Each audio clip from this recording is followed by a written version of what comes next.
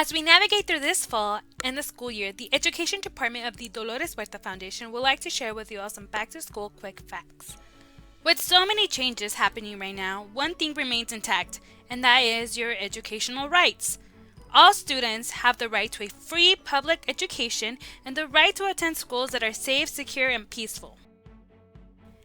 In addition to all our students with disabilities have a right to an individualized plan that gives students equal access to the services and resources available to other students.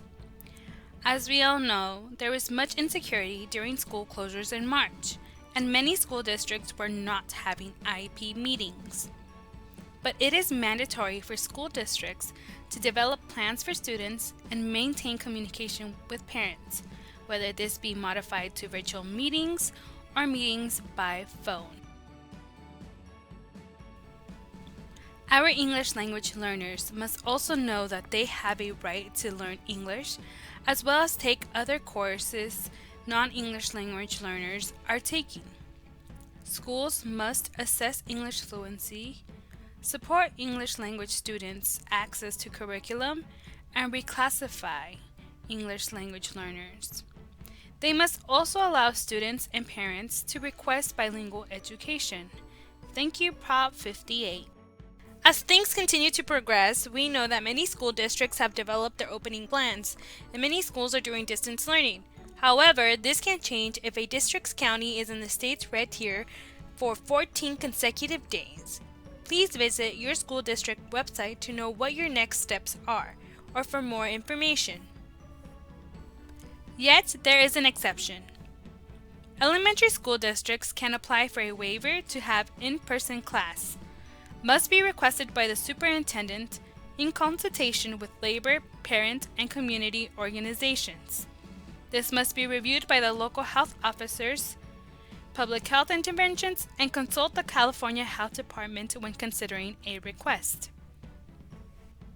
But let's get into the expectations during distance learning. First off, students must have the technology and connectivity. Many school districts have begun the distribution of materials for one-to-one tech devices. School districts have partnered with different providers to ensure hotspots and connectivity. However, we know that technology issues will arise, so we encourage you to contact your school site or district. Many have a technology hotline for parents and students. Great! So now you have your device and connectivity. What is next? The school year will have the regular 180 days, but will have different hours of instruction per grade level. Kindergarten will have 180 minutes equaling 3 hours. Grades 1st through 3rd will have 230 minutes equaling 3.8 hours. And lastly, grades 4 through 12 will have 240 minutes equaling 4 hours.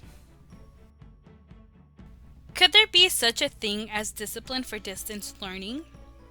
Students should not be removed from distance learning or online due to behavior. Expulsion or suspension can still happen. Hearings can be held remotely. Students still have a right to due process, meaning that they can still share their side of the story. At any time, if your child is being disciplined by removing the student from online, please contact the Dolores Huerta Foundation as soon as possible. This fall, many of the things that we saw in the spring will not repeat. This is due to SB 98. By law, the school district must follow these expectations. There should be daily live interactions where teachers will be on real time with students as much as possible. The daily interaction will have to be with a teacher interaction or some school faculty. Attendance will be documented. Schools must maintain constant communication with parents and students. Some examples are phone, email, Remind, Class Dojo, or simply snail mail. School districts and schools must find ways to re-engage students if they are missing more than 3 days. Extra supports must also be given to students with disabilities, English language learners, foster youth, homeless students, and others that may have fallen behind. School districts must provide academic standards, content aligned to grade level standards that is provided at a level of quality, and they must challenge students to learn as if in person. Did you know that school districts will continue to provide meals during distance learning? COVID-19 has had a huge impact on food insecurity across the Central Valley, but know that there are still ways that you can continue to provide healthy meals for your child by picking up the school meals from your district. There are different times, locations, and student requirements for each school district regarding meal distribution, so please contact your school district for this information. Some districts may have bus stops like Vineland and Lamont, others may require student ID to pick up the meals like Mojave Unified, and some school districts are providing meals to everyone in the community, just like Fresno Unified. Once you have the times and locations, please make sure to go and pick up the school meals. By picking up these meals, you are increasing funding for school districts to be able to provide more meals to children and have more nutritious and healthier options. Now, we know that distance learning will not be perfect. We have to continue advocating for our children. Where to begin with advocacy? Well, you can begin by joining Vecinos Unidos, Neighbors United of the Dolores Huerta Foundation. What is Vecinos Unidos? Well, Vecinos Unidos are a group of active volunteers composed of parents, youth, uncles, aunts, and all community members ready to seek change and organized for the betterment of their communities. Emerging leaders are found in our 11 chapters along the Central Valley and Antelope Valley. Check out the list of our chapters of Vecinos Unidos.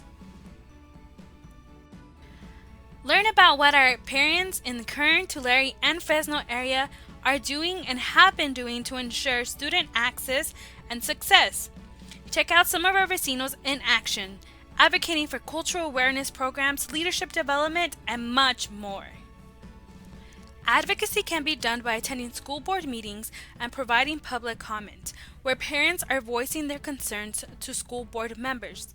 Through budget recommendations for the Learning Continuity Plan, where the district must include input from the District English Learner Advisory Committee, known as a DLAC, and the District Advisory Committee, known as a DAC.